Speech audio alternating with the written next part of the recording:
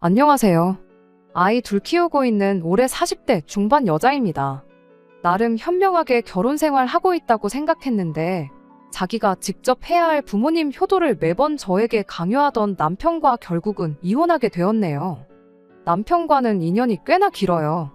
동갑내기이고 학창 시절부터 알던 사이였지요. 서로 살던 집이 대문을 마주하고 있던 집이라 가까이 사는 만큼 둘이서 꽤 친하게 지냈습니다. 집안끼리도 활발한 교류가 있었고요. 그때 당시에 시어머니는 전업주부셨는데 이따금씩 아는 분 일을 도우러 나가시곤 했었습니다. 그럴 때마다 시어머니가 우리 아들 저녁 식사 좀 챙겨달라며 남편을 저희 집에 보내곤 했어요. 한 달에 열흘은 남편이 저희 집에서 저녁 식사도 같이 하고 그랬습니다. 남편 성격이 그때부터 꽤나 싹싹했던 편이라 맨입으로 밥만 얻어먹을 수는 없다며 저희 집 집안일도 돕고 그랬었습니다. 그때는 저랑은 그냥 친구 사이였지 그 이상도 그 이하도 아니었어요.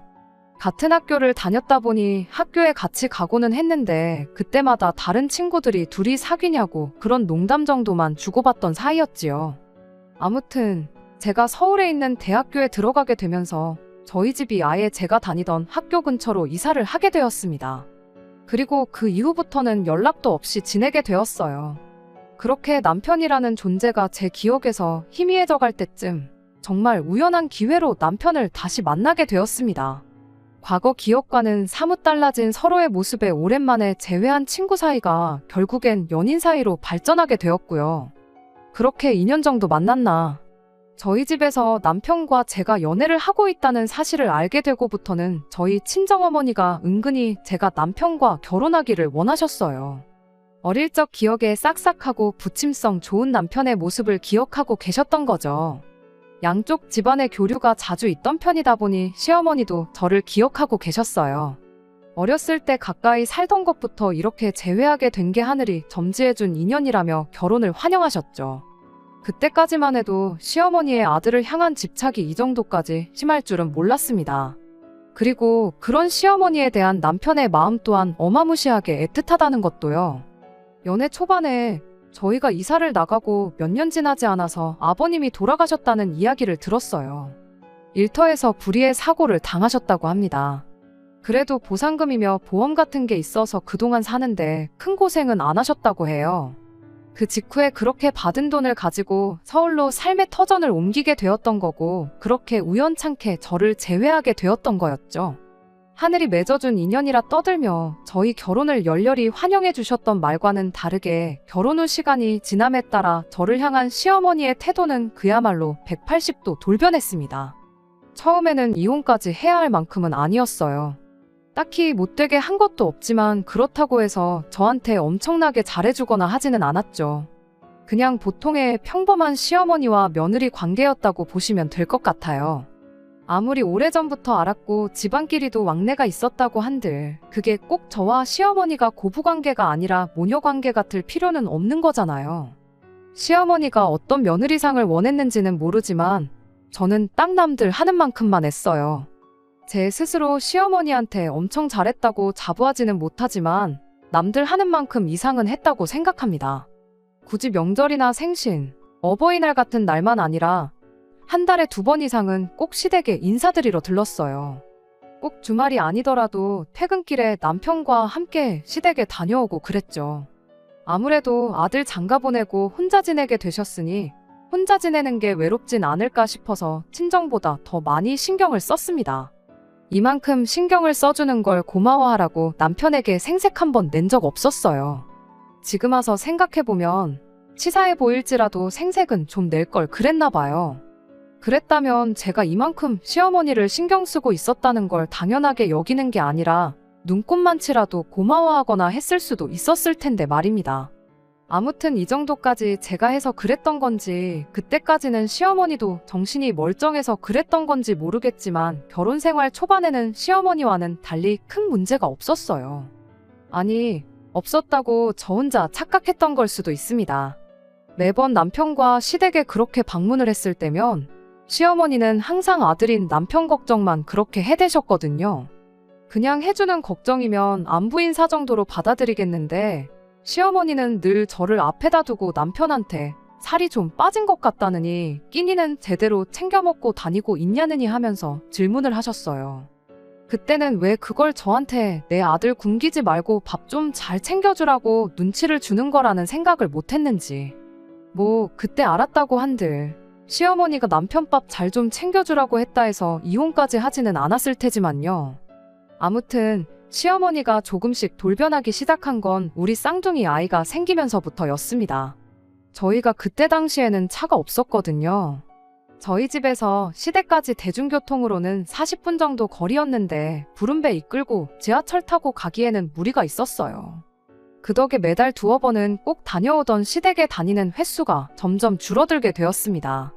그때까지만 해도 별다른 큰 문제는 없었어요. 그런데 아이들이 태어나고 나서는 문제가 커지기 시작했습니다. 출산 후에 일단 어떻게 될지 모르니 육아휴직을 신청했었어요. 지금도 육아휴직 쓰는 게 엄청 눈치 보인다고들 하는데 그때 당시에는 더더욱 눈치가 보였습니다. 제가 다니던 회사가 규모도 그렇게 큰 회사가 아니었다 보니 더더욱이 그랬어요. 하지만 운이 좋게도 회사 사장님이 그런 데에 있어서는 참 오픈마인드셨어요. 그렇게 1년의 시간을 벌 수 있었습니다. 정말 다행이라 생각했지요. 그렇게 출산 후 조리원을 다녀와서 본격적인 육아를 시작하게 되었습니다. 제가 뭐 엄마 경력이 있던 것도 아니고 아이를 몇 명이고 낳아본 적이 있던 것도 아니었고 아이를 키워본 적이 있던 것도 아닌데다가 마침 또 저희 아이들이 쌍둥이였던지라 처음에는 정말 어떻게 해야 할지 막막했어요. 그때 친정어머니께서 직접 저희 집까지 찾아오시면서 육아를 도와주셨습니다. 거의 매일같이 찾아오셔서 종일 저를 도와주시고 남편 퇴근할 때 맞춰서 집으로 돌아가시고 하셨어요. 약속이 있으신 날이면 볼일 다 보시고 나서 저희 집에 찾아와서 도와주셨고요. 늘 남편 집에 올 시간 맞춰서 돌아가셨는데 볼일 때문에 조금 늦게 도착한 그런 날이면 남편 퇴근하고도 한 30분에서 1시간 정도 더 계시다 가셨습니다. 뭐라도 하다 더 도와주고 싶으신 그런 마음 때문에 그러셨던 거예요. 저 대신 아이를 봐주시기도 하셨고 아니면 저 대신 다른 집안일을 도와주시거나 하는 식이셨습니다. 그런데 언젠가부터 어머니가 그렇게 저희 집에 와 계시는 걸 가지고 남편이 조금 불편하다는 내색을 하기 시작했어요.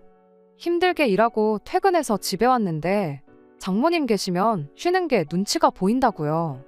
어릴 적에는 저희 집에 저녁 식사 얻어먹으러 와서 집안일도 도와드리고 그렇게 싹싹하게 굴어놓고는 지금도 신세 지는 건 매한가지인데 왜 저러나 싶었죠. 10년이나 더 지난 이야기였으니 성격이 충분히 바뀔 수 있는 법이라고 이해하려 했지만 아쉬운 건 어쩔 수 없었어요. 친정어머니가 뭐 엄청난 거 바라고 오시는 것도 아니었고 막말로 제가 남이 자식들 어디서 데려와 키우는 것도 아니고 우리 자식 키우는 건데 말이죠. 괜히 친정어머니가 눈치 보실까봐 남편이 그런 말 꺼냈다는 건 일부러 전하지 않았어요. 그렇다고 해서 당장 남편이 퇴근해서 아이 키우는 걸 도와주는 것도 아니었고 집안일을 도와주는 것도 아니었거든요. 그렇게 한 몇 달 정도 지난 어느 날이었습니다. 여전히 친정어머니가 볼 일이 있으셨던 날에는 남편 퇴근 시간과 맞물려서 저희 집에 잠깐 계시다 가셨죠. 그런데 하루는 남편이 그러더라고요. 그렇게 장모님만 챙기지 말고 우리 어머니도 좀 신경 써달라고요. 당연하겠지만 정말이지 어이가 없었습니다.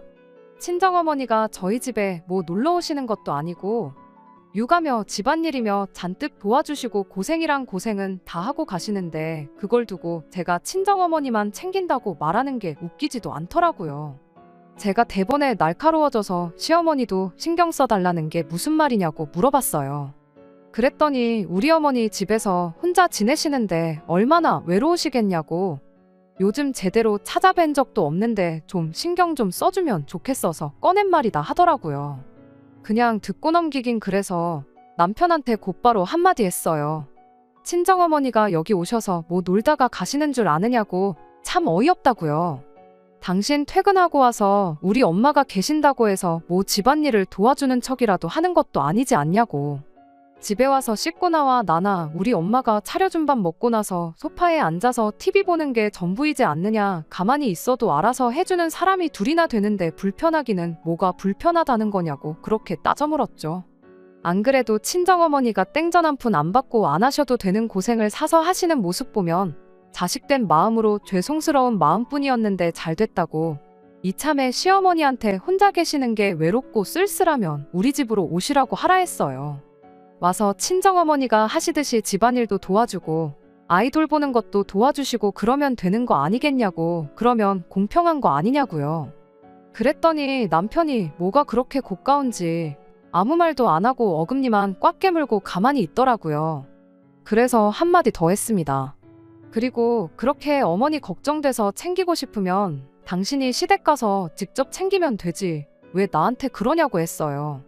퇴근길에 시댁 들러서 시어머니하고 시간 보내다 오라고. 그럼 당신은 시어머니 챙겨서 좋고 나는 친정어머니가 단 1분이라도 이 집에 더 계시면서 애 봐주는 거 도와주시고 하면 더 편해서 좋은 거 아니겠냐고요. 말씀드렸다시피 쌍둥이 태어나고 나서는 물론이고 아이들 때문에 배불렀을 때부터 자주 왕래하던 시댁의 발길을 끄는 건 사실입니다. 하지만 상황이 여의치 않아서 그랬던 거고 그때도 남편은 죽어도 혼자서 지발로 시댁에 다녀오는 법이 없었거든요. 차라리 그간 혼자라도 계속 다녔으면 제가 미안해라도 했을 텐데 참 어이가 없었습니다. 아무튼 남편이 저와 그렇게 다투고 나서 어깃장을 부리는 건지 결국엔 혼자 엄마 챙기고 오겠다며 퇴근길에 시댁으로 가더라고요. 그런데 남편 혼자 시댁에 다녀온 일로 시어머니가 아주 노발대발 난리가 났습니다. 그날 남편이 시댁에 도착하자마자 저한테 전화를 해서는 어디 며느리가 남편만 혼자 시댁을 보낼 생각을 하냐며 저한테 호통을 치셨죠. 이딴 식으로 며느리 노릇 할 생각이면 아예 앞으로 나보고 살 생각은 하지 말라는 둥. 정말 거치는 것 하나 없이 아무 말이나 쏟아부으셨어요. 그때는 저도 참 할 말이 많았지만 그래도 시어머니와 며느리 관계니 아무 말 않고 시어머니 하는 말을 듣고만 있었습니다. 잘못한 게 하나도 없는데 죄송하다는 말까지 했지요. 괜히 이 이야기를 신세한탄하듯 친정어머니께 꺼냈다가 또 저만 손해를 보게 되었어요. 일단 친정어머니 또한 당신이 여기 놀러오는 것도 아닌데 황당하다는 반응이셨지만 그래도 최대한 중립적으로 상황을 받아들이셨어요. 시어머니가 저러는 게 조금은 이해가 되기는 한다고요. 아예 시댁과 연 끊고 지내던 것도 아니었고 자주 왕래도 있지 않았느냐. 충분히 서운해 하실 수 있다고요. 그리고 아들 장가 보내서 사이좋게 잘 지내는 줄 알았는데 부부싸움하고 혼자 시댁에 가는 모습 보면 마치 제가 남편을 집에서 쫓아낸 것처럼 오해하실 수도 있는 노릇이라고요. 그리고 남편이 퇴근하고 나서 당신이 집에 계시는 걸 불편해할 줄은 몰랐다고 그 부분은 미처 신경 쓰지 못하셨다며 앞으로는 조금 신경을 쓰셔야겠다 하셨죠. 그렇게 그 뒤로 친정어머니는 집에 자주 안 오시게 되었어요.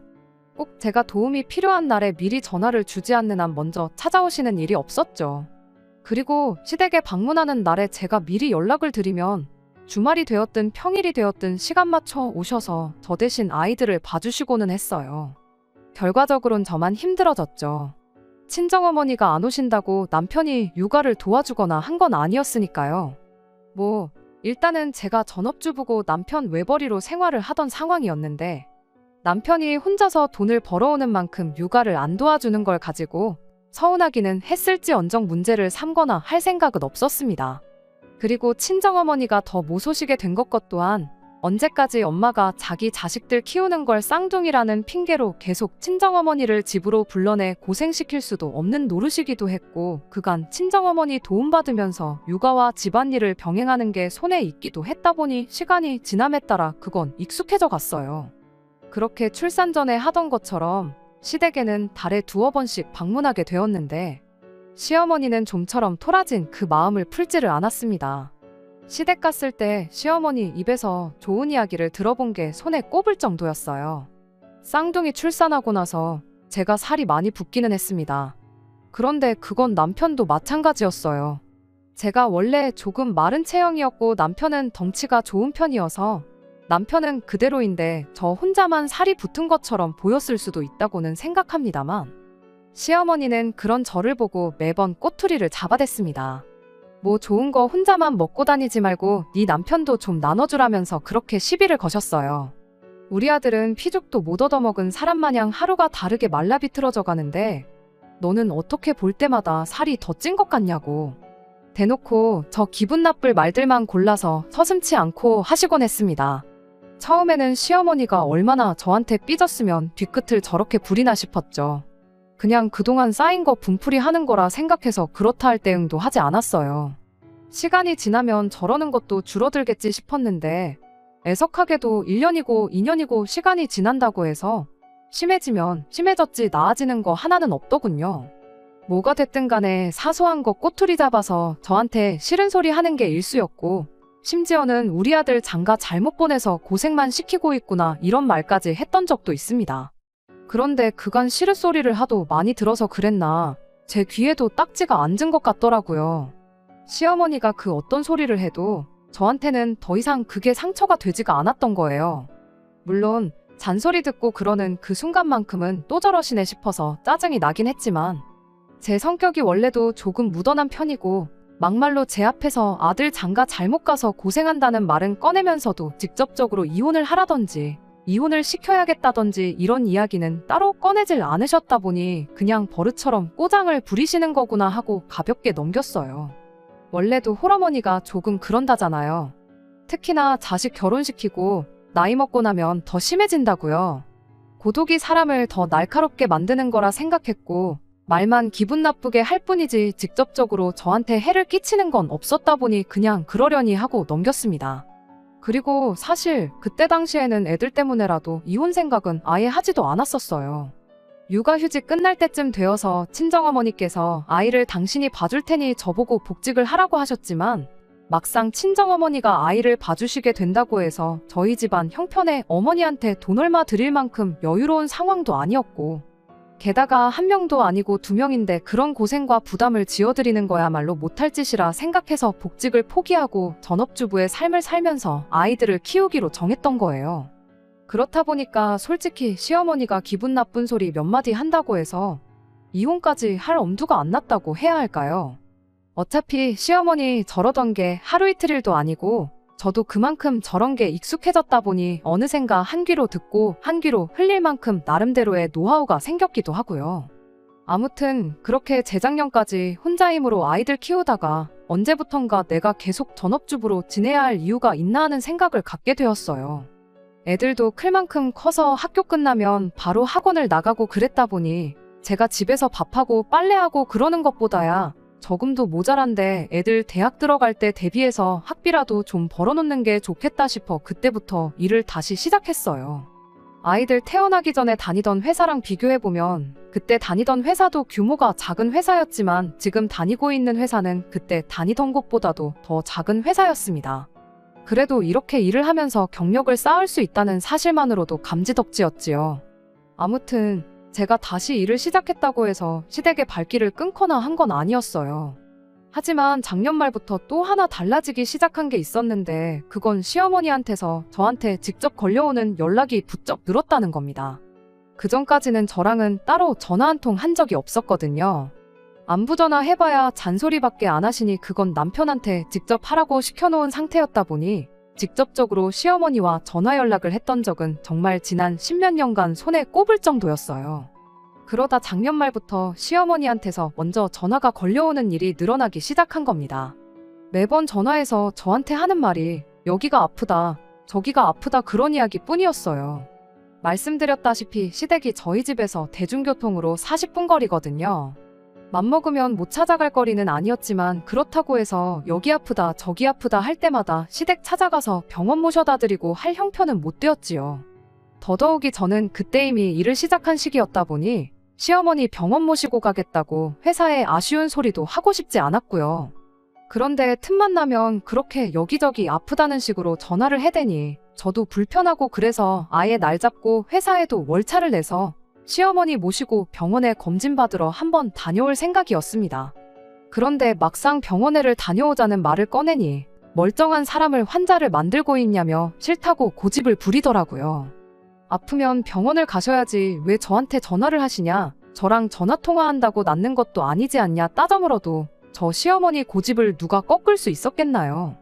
그때까지만 해도 왜 저렇게 사소한 걸로 사람을 못 살게구나 싶었습니다. 그게 합가하려고 개수작을 부리는 거라고는 상상도 못했어요. 그렇게 날이면 날마다 시어머니 앓는 소리 들어가며 하루하루 보내던 와중에 올해 봄 지나서 남편이 난데없이 이제는 시어머니 모시고 같이 살 때가 되지 않았냐는 말을 꺼내왔습니다. 그때 딱 눈치챘지요. 시어머니가 그간 병원은 문턱도 안 넘어보고 저한테 전화해서 아프다고 노래를 부르셨던 진짜 이유가 이걸 노렸다는 걸 말이에요. 갑자기 아프다고 하면 안 믿을까봐 정성스럽게 작년부터 해서 차곡차곡 모시고 살아야 할 이유를 쌓기 시작했던 겁니다. 남편은 끝까지 시어머니가 너무나도 걱정된다는 말투로 어머니 올해 연세가 몇이신데 앞으로 살아봐야 몇 년을 더 사시겠냐고 아무래도 걱정이 돼서 안 되겠다며 하루라도 빨리 합가를 하는 쪽으로 알아봐야겠다는 거예요. 아버지 돌아가셨을 때도 자기가 그렇다 할 효도 한번 못 해보고 보내드린 게 평생 후회가 되는데 어머님이 저러다 돌아가시기라도 하면 얼마나 더 큰 후회가 남겠냐고요. 그래서 제가 남편한테 그러냐고 당신 말 틀린 거 하나 없다고. 그럼 당장이라도 내일부터 모시고 살아야겠다고 한마디 대답해줬습니다. 제 입에서 그런 대답이 나올 거라고는 생각도 못했는지 남편이 두 눈을 휘둥그레 뜨고는 저를 쳐다보더라고요. 얼마나 당황했는지 말까지 더듬으면서 그럼 내일부터 모시는 걸로 하면 되는 거냐 되묻기까지 하더군요. 남편한테 당연한 거 아니겠냐고 자식이 부모한테 효도한다고 하는데 못하게 하는 게 더 이상한 거 아니겠냐고 말해주고 한마디 더 해줬습니다. 우리는 걱정 말라고 얼마나 다행이냐 내가 직장 구해서 돈 벌기 시작해서 다른 건 몰라도 우리 생활비랑 애들 학원비는 늦지 않게 보내달라고 했어요. 시어머니 와서 지낼 장소라도 미리 마련해 놓으려던 건지 이방저방 돌아다니면서 두리번거리던 남편이 제 말이 끝나기 무섭게 뒤를 돌아봤죠. 방금까지는 어안이 벙벙하긴 하지만 어쨌든 시어머니 모시고 살자는 제 말에 기뻐 보이던 남편 표정이 생활비 늦지 않게 보내라는 말은 무슨 소린가 하는 표정으로 바뀌어서 저를 쳐다보고 있었어요. 아니나 다를까 생활비랑 학원비는 무슨 말이냐고 저한테 물어보더라고요. 그래서 남편에게 당신은 내일부터 어머님 모시고 살게 될 거 아니냐고. 그렇다고 해서 우리가 밥 굶고 애들 학원도 못 다니게 할 수도 없는 노릇 아니겠냐고 했죠. 어머님 모시고 살면서 생활비가 들어갈 테니 여지껏 보내던 만큼 보내라고는 하지 않겠다고. 나도 애들 대학교 들어갈 때를 대비해서 돈을 모으고 있긴 하지만 이젠 우리 생활비는 내가 벌어온 돈에서 어느 정도 보태겠다고 했습니다. 남편은 그때까지도 제가 무슨 말을 하는 건지 도통 이해를 못한 표정이었어요. 그래서 남편이 제 말을 제대로 이해할 수 있게 제대로 설명을 해줬어요. 당신이 당신 입으로 이젠 시어머니 모시고 살아야 할 때가 왔다 하지 않았냐고. 일단 급한 짐은 내가 싸줄 테니 당신은 쉬고 있으라고요. 내일부터 당장 혼자서 어머님 모시고 살려면 체력이 필요할 텐데 짐 싸는 걸로 힘까지 뺄 필요나 있겠냐고 걱정 말고 쉬고 있으라 했습니다. 그리고 어머님 댁 가서 지내다가 내가 안 챙겨준 게 있으면 번거롭게 집에 찾아오지 말고 전화하라고. 그러면 내가 택배로 따로 보내주겠다고 했더니 남편이 지금 내 말을 잘못 이해한 것 같은데 어머니 모시고 살겠다는 건 우리 집에 어머니를 모셔오겠다는 소리라고 설명을 하기 시작했습니다. 그래서 남편한테 뭐하러 그러냐고 안 그래도 집도 좁아 터졌는데 어머님까지 오셔서 다 같이 부대끼며 살 필요가 뭐가 있겠냐고요. 우리 방 애들 방 하면 빈 방이라고는 베란다밖에 없는데 당장 어머님을 베란다에 모실 수도 없는 노릇 아니겠냐. 누가 봐도 당신 혼자 짐 싸서 어머님 댁으로 나가는 것만큼 좋은 방법이 없는 거 모르냐고 한마디 더 해줬습니다. 그랬더니 방금 전까지만 해도 기뻐서 눈이 뒤집힐 것만 같아 보였던 남편이 장난치지 말라며 저한테 짜증을 내기 시작했어요. 저는 남편한테 내가 지금 장난치는 것처럼 보이냐고 당신이 생각해도 이 집에 어머님 모시는 게 가당키나 하냐고 대답했죠. 남편은 방법이 왜 없냐고 당장 어머님 댁 전세금을 빼서 그 돈을 합쳐다가 더 큰 집으로 이사 나가면 되는 거 아니겠냐고 저한테 따져묻길래 제가 어머님 댁 전세금이 얼마나 되느냐고 물어봤어요. 정확한 금액은 몰랐지만 시어머니가 엄청 좋은 집에 사셨던 게 아니었거든요. 다층주택 1층에 부엌하고 거실에 화장실 딸린 방 하나 얻어서 살고 계셨는데 아무리 좋게 쳐줘봐야 1억 이상을 넘을 수 없다고 생각했어요. 그리고 제 예상은 어느 정도 맞았습니다. 전세금 빼면 1억 2천 정도 나온다길래 남편한테 현실적으로 생각해보라고 우리 집 팔아서 1억 2천 더 보탠다고 해서 얼마나 큰 집으로 이사를 갈 수 있겠냐고. 내 말대로 당신 혼자 어머님 댁 가서 어머님 모시고 효도하는 것만큼 좋은 방법이 없다고 한마디 해줬지요. 그랬더니 남편이 뭐 서울만 집이냐고 경기도 이런 데 가면 지금 우리 집보다 훨씬 좋은 신축 아파트를 더 싸게 들어갈 수 있다는 거예요. 남편한테 애들이 지금 얼마나 중요한 시기인데 갑자기 이사를 가자고 하는 거냐고. 어머님 모시는 것도 중요하지만 애들 미래도 중요한 거 아니겠냐 했더니 더 말을 못 하더라고요. 결국엔 혼자 힘으로는 안 되겠다 싶었는지 남편이 애들을 회유하기 시작했어요. 이 집보다 훨씬 넓고 새로 지은 아파트에서 살고 싶지 않느냐고요. 애들이 뭐 되어서 살먹은 유치원생도 아니고 당장 이사 가면 친구 사귀는 것부터 시작해 자기 인생의 대격변이 일어난다는 것 정도는 알만한 나이인데 할머니랑 같이 살겠다고 이사를 가자고 하겠나요? 대번에 이사 갈 생각 없다고 딱 잘라 대답을 하더라고요. 애들한테 이사 가자고 꼬드기는 건 안 먹히겠다 싶었는지 작전을 바꿔서 이제는 저를 내쫓을 생각을 하는 겁니다. 그러면 저보고 시어머니 집에 가서 지내래요. 자기는 어머니를 집에 모시고 와서 애들하고 같이 지내겠다고요. 결혼할 때야 가지고 있던 돈으로 조금씩 같이 보태긴 했지만 제가 아이들 태어나고부터 남편 혼자 외벌이하면서 남은 대출금을 다 갚았으니 이 집의 소유권이 자기한테 있으니 저보고 나가라는 더럽고 치사한 수작이었죠. 하지만 그건 사실이었다 보니 솔직히 남편이 그렇게 나오면 제가 어떻게 할 방법이 없던 것 또한 사실이었는데 애들이 저를 도와줬어요. 엄마 혼자 그 집에 가게 되면 자기들도 저를 따라 할머니 집에 가서 살겠다고요.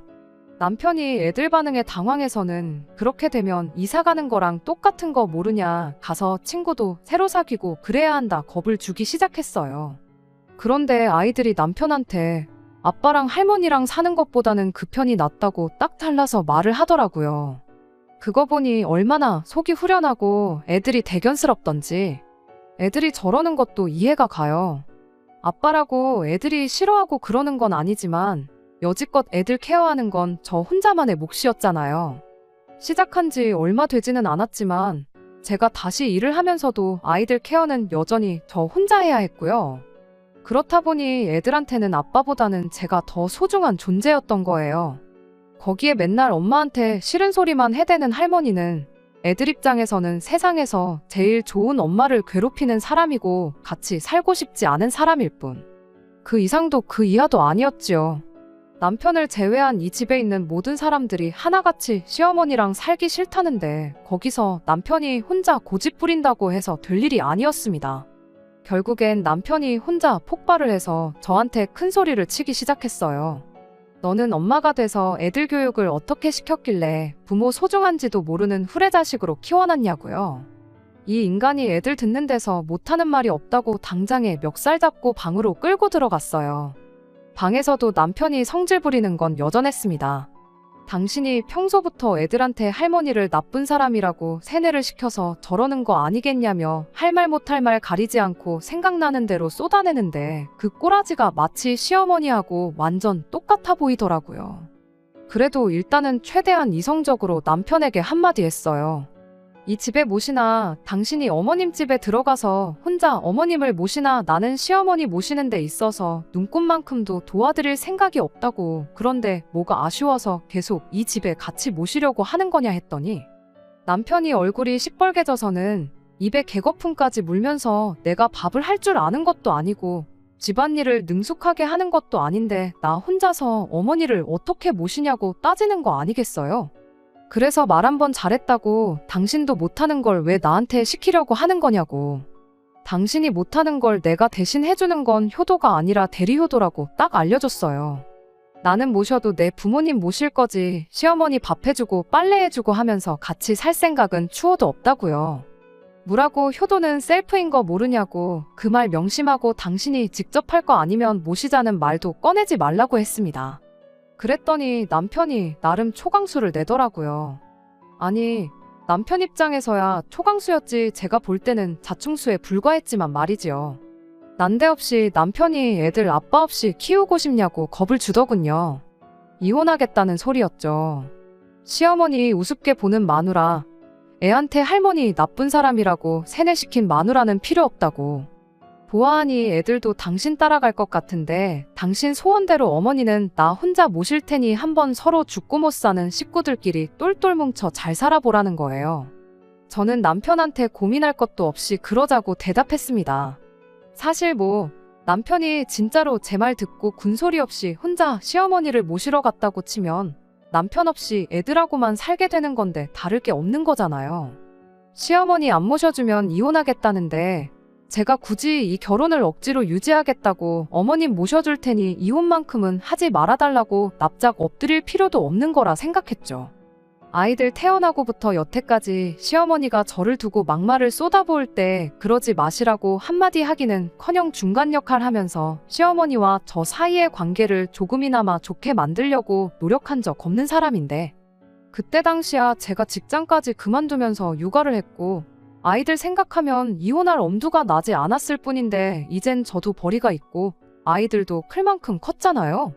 제가 불리할 게 하나 없는데 남편은 무슨 믿는 구석이 있어서 저렇게 고자세로 나가나 싶었습니다. 남편한테 이혼 서류는 내가 준비할 테니 일단 당신은 시댁에 가 있으라 했어요. 이러는 거 애들한테 보여주는 게 좋을 거 하나 없지 않냐고 했더니 그래도 애 아빠라고 그 말은 듣고 시댁으로 가더라고요. 혹시 모르죠. 제가 당장 이혼하자고 했지만 한번 떨어져 살아보면 정신 차려서 시어머니 모시겠다고 들 거라고 생각했던 것일 수도 있고요. 아무튼 남편은 그렇게 혼자 시댁으로 향했고 저는 그 길로 이혼을 준비했어요. 남편은 자기가 유리한 위치라고 생각했던 것 같은데 변호사님 몇 분을 만나봤는데도 다들 하나같이 남편이 절대적으로 불리한 상황이라는 이야기를 해주셨지요.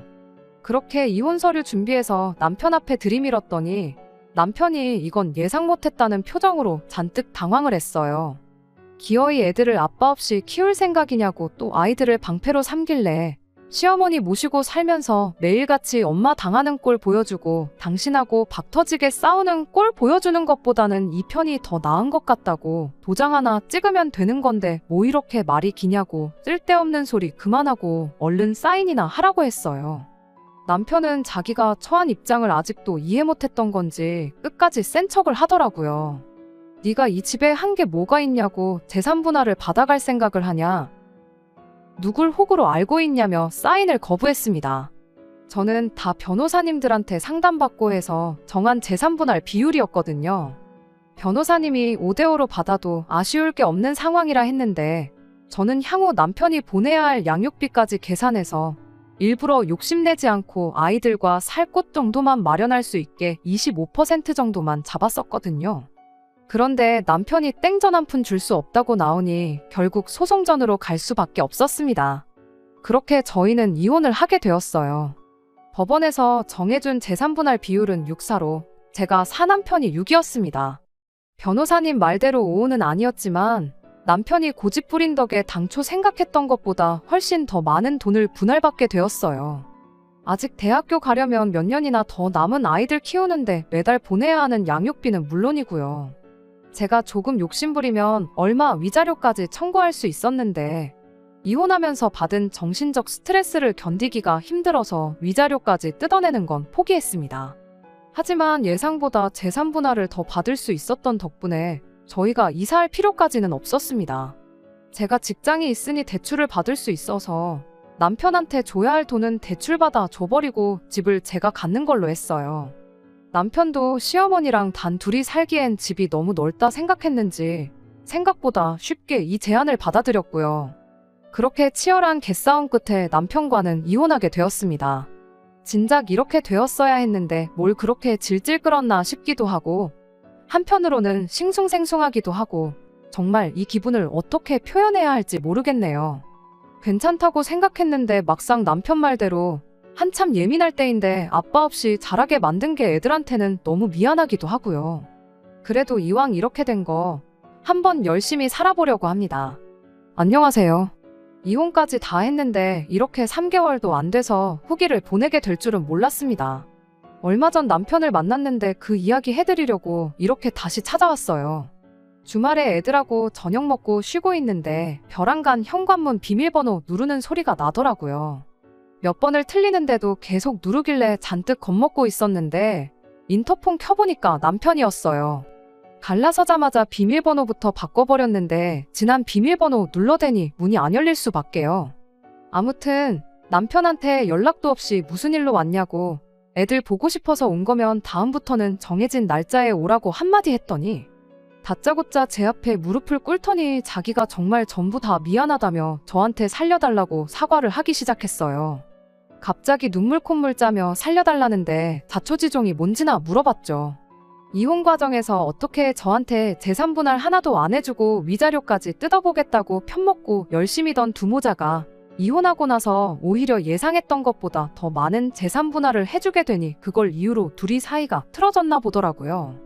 시어머니 입장에서는 아들 집에 합가해서 며느리 효도받으며 살 계획이었는데 난데없이 개털이 된 아들이 당신 집에 들어와서 다시 살게 되고 그것도 모자라 밥까지 해서 먹여야 되고 옷까지 빨아다가 다려 입혀서 출근까지 시켜야 하니 답이 안 나왔던 겁니다. 그래서 시어머니가 남편한테 이대로 가다간 너 때문에 네 명에 못 살겠다고 남편 보고 나가 살라 말하고 집에서 쫓아내버렸다네요. 재산 분할에 간 돈이 있어서 당장 혼자 지낼 곳 구하는 건 문제가 없었는데 남편 월급이 엄청 많은 것도 아닌데 애들 양육비에 시어머니 용돈까지 드리는 건 한계가 있었나 봐요. 그뿐이겠나요. 당장 자기가 밥을 할 줄 아는 것도 아니니 자기 생활비에 먹는 것까지 전부 사 먹어야 했으니 남편 월급으로는 택도 없었던 거죠. 돈을 모으기는커녕 그나마 얼마 남은 돈 파먹으면서 살게 생겼는데 이러다간 5년 내로 쥐뿔도 없는 알그지가 된다고 자기 좀 살려달라고 찾아온 거예요. 받아만 준다면 시어머니하고는 영원히 연 끊고 가족들을 위해 살겠다고 하더라고요. 그렇게 제 앞에 싹싹 비는 남편한테 나한테 빌 게 아니고 집에 가서 어머니한테 밥 정도는 혼자 챙겨 먹겠다고 싹싹 빌고 어머님 댁으로 들어가라고 한마디 해줬어요. 무슨 일이 있어도 당신을 내 남편으로 우리 아이들 아빠로 받아줄 생각 없으니 두 번 다시 찾아오지 말라고 한마디 하고요. 그렇게 강하게 한마디 했더니 남편은 그 다음 날도 그 다다음 날도 찾아오지 않더라고요. 무슨 일이 있어도 제 마음이 돌아서지 않을 거라는 걸 깨달았는가 봐요. 그 꼴을 보니 그래도 한동안 맘고생했지만 이혼하기를 참 잘했구나 하는 생각이 들었네요. 우스갯말로 남자들 내비게이션하고 마누라 딱 두 여자 말만 들으면 틀린 결정을 내릴 일이 없다고 하잖아요. 적어도 제가 좋은 말로 설명했을 때 어머님 모시고 사는 거 포기하고 가족들한테 충실했다면 저렇게 밥 걱정하면서 지낼 일은 없었을 텐데 싶었어요. 시어머니한테 시달리며 살 때도 제 팔자 제가 꼬았다고 생각했는데 남편도 이렇게 이혼을 결정해서 자기 신세 자기가 망쳤으니 똑같은 거라 생각하려고요. 이혼한 것쯤은 벌써 후를 다 털어냈으니 앞으로는 아이들하고 행복하게 지낼 생각만 하면서 살면 될 것 같습니다. 끝까지 들어주셔서 감사합니다. 오늘의 사연은 여기까지입니다. 구독과 좋아요, 알람 설정 부탁드리고 더 좋은 사연으로 다시 찾아뵙겠습니다. 감사합니다.